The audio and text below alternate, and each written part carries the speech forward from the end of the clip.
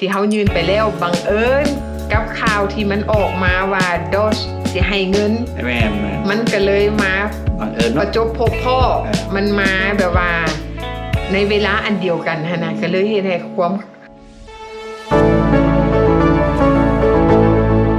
เฮลโลสบายดีแม่บ้านสบายดีไอ้อุ่นสบายดี FC มื้อนี้อุ่นนี่มีเรื่องเล่าแม่นบ่ไอ้อุ่นมีหยังมาเล่าข่าวลือที่โอ้มาเล่าข่าวลือมาแก้ข่าวลือพี่น้องโอ้มื้อนี้เฮามาแก้ข่าวเนาะพี่น้องเนาะเฮามาแก้ข่าวบางคนหลายๆคนอยู่อเมริกาก็อาจสิเห็นคลิปนึงเนาะของอันน่ะจักสิเอิ้นพ่อลุงหรือเอิ้นพ่อตู้อ่ะเอาพ่อลุงซะพอลุงเนาะพอให้เรานุ่มๆขึ้นมาเนาะแบบว่าพอลุงเรามีความตื่นเต้นเนาะเราดีใจเนาะเราแบบว่าเราได้เงินเนาะเราได้เงิน 3,200 แล้วก็เอามาเฮ็ดคลิปด้วยความดีใจก็ลืมคือสิแม่นลุงเราลืมตรวจสอบว่าเงินนั่นน่ะเป็นเงินหยังและได้มาจังใดที่ไปที่มาเป็นแบบใดเนาะเรามีแต่คิดว่าโอ้ดีใจได้เงินเป็นเงินที่แบบว่ารัฐบาลส่งมาให้จากที่ข่าวลือของพอตูทรัมเนาะว่าเราสิแจกเงินให้คนหนึ่งคนละ 5,000 ครอบครัวครอบครัวละ 5,000 ครอบครัวละ 5,000 เงินมาจากโดสเนาะมาจากโครงการของโดสว่าให้คนละ 5,000 แล้วตู้ก็ดีใจเนาะว่าโอ้ค่อยได้แล้วเด้อเนาะหลังจากคือสิเมนว่าตู้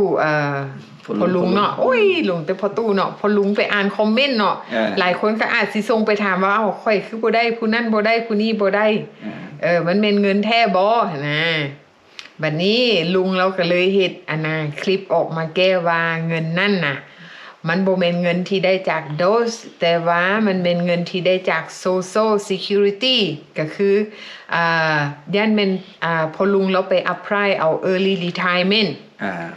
หรือว่าไปขอเงินเกษียณเนาะขอเงินเกษียณ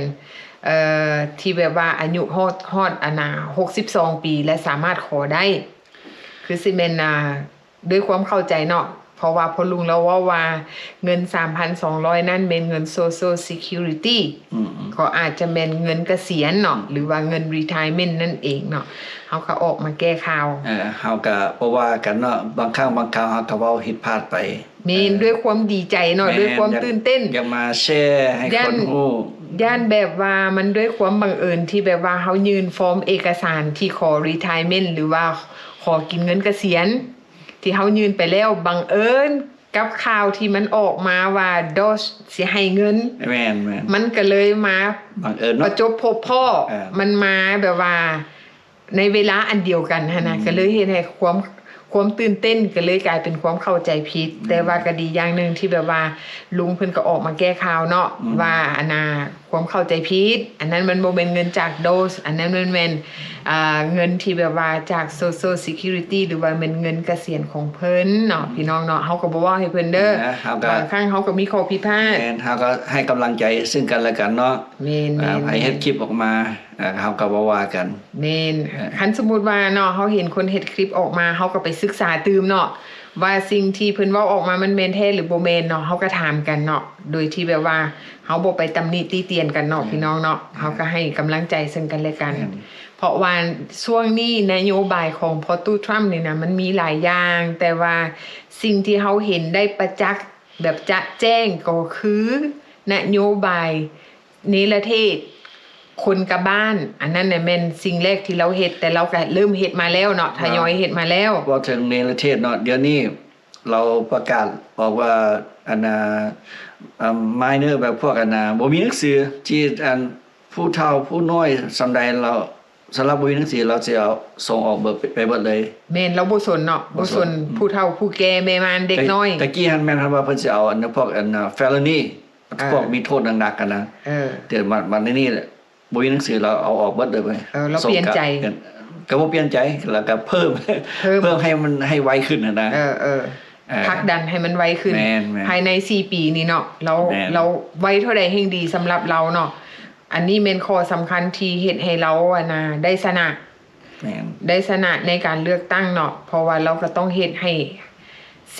สิ่งที่เราออกนโยบายออกมาเราเฮ็ดให้คนเห็นว่าสิ่งที่เราเว้ามามันสอดคล้องกับนโยบายที่เราต้องได้เฮ็ดฉ สาเหตุที่เราเฮ็ดย้อนหยังย้อนว่าหลายๆคนก็บ่เข้าใจเนาะบางคนก็ว่าโอ้ยสั่งพอทุกท่ำเราเฮ็ดแนวนี้สั่งเราเนาะแต่ว่าเราต้องไปเบิ่งเหตุและผลว่าสิ่งที่เราเฮ็ดเหตุผลที่เราเฮ็ดย้อนหยังเนาะเพราะว่าหยังเพราะว่าย้อนว่ามันเกิดเหตุให้เกิดขึ้นเพราะว่ามันมีคนที่แบบว่าเขาได้เบิ่งข่าวเนาะอยู่นะอยู่ไสฮือที่เขาเจ้าไปเผาคนทั้งเป็นนะเผาคนทั้งเป็นเลยว่าเผาอยู่รถไฟนะอยู่แถวนิวยอร์กเพราะว่าจับได้โจรที่มันไปเผาคนเนาะเผาทั้งเป็นน่ะเป็นคนที่เข้าเมืองมาผิดกฎหมายเนาะลักลอบเข้าเมืองโดยผิดกฎหมายย้อนจังซั่นแหละพอตู้ทรัมป์เราก็เลยว่าอยากปกป้องประชาชนอเมริกาเพราะว่าเหตุผลที่เราส่งคนที่illegal หรือว่าคนที่เข้าเมืองผิดกฎหมายกลับบ้านเพราะว่าพวกนี้เข้ามาเฮาบ่ฮู้ว่ามันมีทั้งคนดีและก็คนบ่ดีที่ปะปนกันเข้ามาเฮาบ่สามารถคัดแยกหรือว่ากันกรองได้ว่าไผดีหรือไผบ่ดีเนาะส่งออกไปก่อนคันอยากมาแล้วก็เฮ็ดหนังสือเข้ามาใหม่ความหมายของเราว่าจังซั่นเฮาก็ต้องได้ทำความเข้าใจและอีกอย่างนึงแม่นช่วงนี้แม่นเรากำลังจัดการพวกที่แบบว่าคือพวกดอสนี่เขาเจ้ากวดสอบเรื่องพวกเกี่ยวกับพวก social security ที่แบบว่าเขาเจ้าจ่ายเงินให้คนที่แบบว่าไปลักเอาโซโซของคนอื่นนะมาเคลมเอาเงินคือคนตายไปแล้วเนาะที่แบบว่าบ่ไปแจ้งพวกกรมว่างงานบ่หรือว่าไปแจ้งพวก social security พวกเกี่ยวกับสวัสดิการสังคมที่เอาเงินช่วยเหลือให้คนเนาะหรือว่าเป็นผู้เฒ่าจังซี่พวกที่เฮ็ดเวียกบ่ได้บ่จังซี่ไปลักเอานัมเบอร์โซโซเนาะไปลักเอานัมเบอร์ของบัตรประกันสังคมนี่นะไปขอเอาเงินเนาะโดยที่เป็นการฉ้อโกงรัฐบาลบัดนี้การฉ้อโกงรัฐบาลเงินที่รัฐบาลมีมันมาจากการเก็บแท็กจากพวกเฮานี่แหละคือพวกเฮาเก็บเฮ็ดเวียกเนาะเฮ็ดเวียกนักแต่ได้เงินน้อยย้อนหยังย้อนว่ารัฐบาลซึ่งว่ารัฐบาลต้องการเงินไปช่วยเหลือคนจำพวกนี้มันมาตัดแท็กเอาจากคนที่เหตุการณ์เพราะฉะนั้นมันก็เลยเกิดเหตุให้เกิดความเกลียดชังทางด้านสังคมเกิดความแบ่งแยกระหว่างคนที่อยู่แบบผิดกฎหมายกับคนที่ไปเหตุการณ์ย้อนว่าเขาเจ้าเครียดย้อนว่าเฮ็ดเวียกหลายแล้วได้ถูกเสียภาษีหลายแต่ว่าผู้ที่บ่ได้เฮ็ดหลายเหตุการณ์ผัดได้อยู่สบายอันนี้ก็แม่นที่เขาเจ้าต้องการตรวจสอบเนาะแล้วหลังจากนั้นที่อีลอนมัสก์เราว่าเราอยากแผนของตูทรัมป์นโยบายของตูทรัมป์ว่าเงินที่แบบว่าพวกเขาเสียแท็กไปนี่นะมันเกินเราจะเอาเงินจากจำพวกที่แบบว่าลักลอบพวกลักเอาโซโซ่นี่นะไปเคลมเอาเงินนี่นะเราจะไปตรวจสอบว่าเงินเหลือส่วนต่างของจำพวกนั้นสิเอามาจ่ายคืนให้ประชาชนอเมริกาลักโซโซ่บางครั้งรุ่นผู้ตู้มีตู้ตายไปก็อยากกับบ่แจ้งแม่นเขาเจ้าบ่แจ้งว่าตายแต่ว่าเงินนั่นลูกหลานก็ยังcollect เอาเงินแม่นแล้วลูกหลานเนี่ยไปเคลมเอาแม่นแบบขี้โกงแม่นล่ะเขาจะกำลังกวดล่างกวดกาเขากวดกาคืนเนาะแม่นแล้วแต่ว่าสิ่งคันสุว่าเขาเจ้ากวดได้คืนเงินจำนวนนั้นที่เขาเจ้าสามารถกวดสอบได้ว่ามันเหลือมันยังเท่าใดหลายได้ครับเฮาไปอันนี้เฮาก็ได้ข่าวมาจากมองอื่นที่กันแล้วเนาะที่ว่าเขาเจ้าประกวดร่างที่คนตายบ่รีพอร์ตให้ได้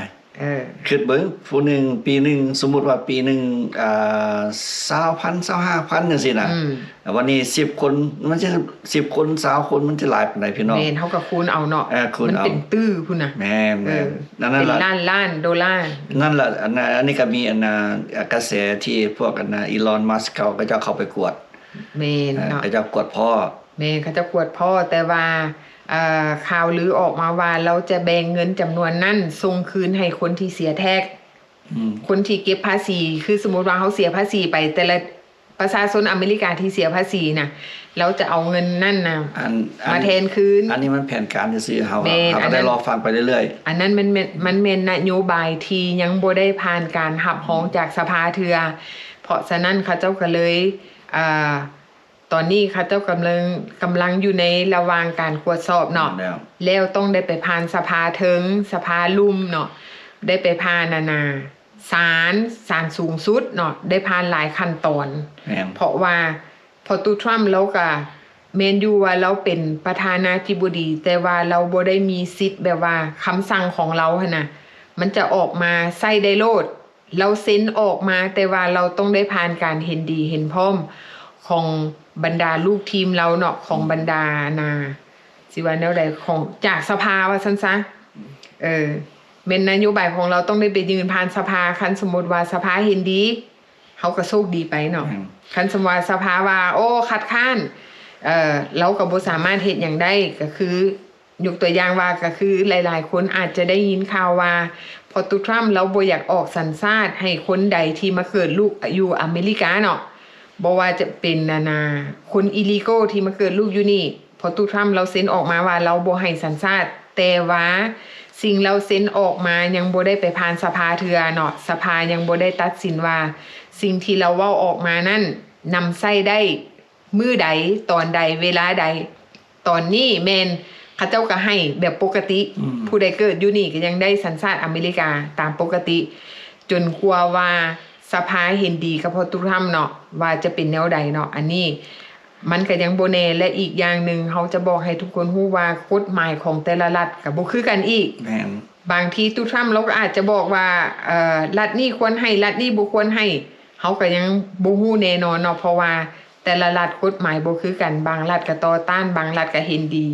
ก็คือกฎหมายว่าเรื่องการตุทรัมป์เราเฮ็ดเว้าเรื่องการต่อต้านการเฮ็ดabortion ก็คือการทำแท้ง